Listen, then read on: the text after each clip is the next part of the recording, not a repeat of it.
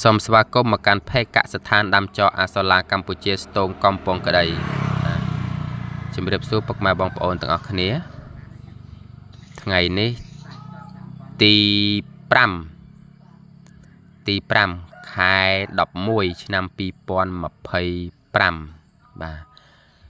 សំបង្ហាញអំពីពូជចកស្លឹកធំនេះពុកម៉ែបងប្អូនសត្វលើគោកសត្វក្នុងទឹកបាទស៊ីបានទាំងអស់អត្ថប្រយោជន៍គឺល្អខ្លាំងបាទ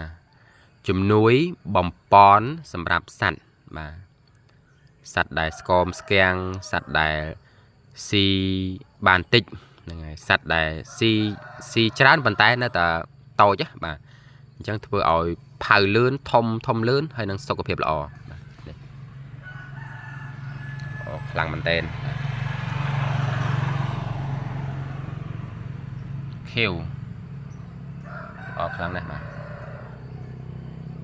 អរគុណច្រើនសូមជម្រាបលា